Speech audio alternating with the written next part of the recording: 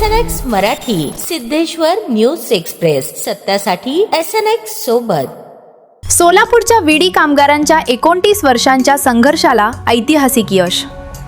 सोलापूरसह महाराष्ट्रातील विडी कामगारांच्या किमान वेतनाच्या लढ्याला अखेर मोठे यश मिळाले आहे।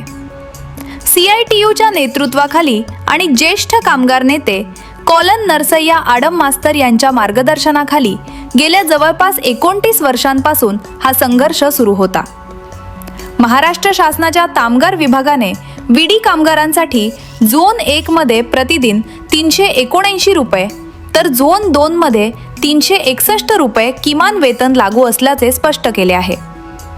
त्यामुळे शासनाने निश्चित केलेल्या किमान वेतनाची अंमलबजावणी करण्याचा मार्ग आता मोकळा झाला आहे।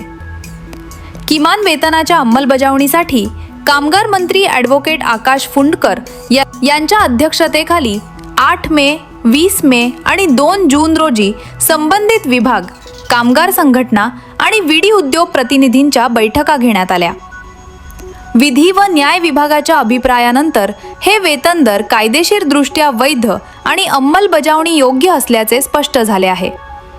तसेच ज्या कामगारांना वेतनातील फरकाची रक्कम मिळणे बाकी आहे ती वसूल करण्यासाठीही कायदेशीर कार्यवाहीचा मार्ग खुला झाला आहे। या निर्णयानंतर 8 ऑगस्ट रोजी दत्तनगर येथील CITU कार्यालयात हजारो विडी कामगारांच्या उपस्थितीत विजयोत्सव साजरा करण्यात आला। मात्र रोख मजुरी आणि सरासरी 10,000 रुपये पेन्शन या मागण्यांसाठीचा संघर्ष पुढेही सुरूच राहणार असल्याचा निर्धार कॉ नरसय्या आडम मास्तर यांनी व्यक्त केला।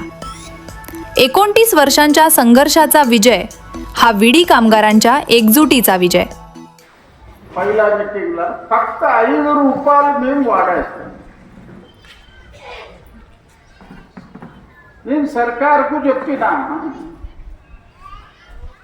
1000 విడి ఇంకా వీళ్ళది 400 రూపాయల ఫైదా అయింది। GST ఉండని, ఆడ ఇన్కమ్ ట్యాక్స్ ఉండని, వాళ్ళ సెస్ ఉండని, 1000 విడి ఇంకా 400 రూపాయలు మునాఫా।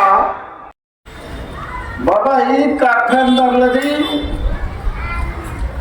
28% GST ఉంటే దానికి 18% सरकार వేసింది।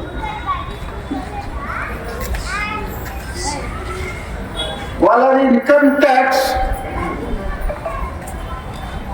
18% ఉన్నది దానికి 5% తెచ్చిండు। వాళ్ళ సెస్ పూర్ణపడే सरकार తీసేసిండు। ते किमान वेतन यांची दिलं खर्च नाही म्हणून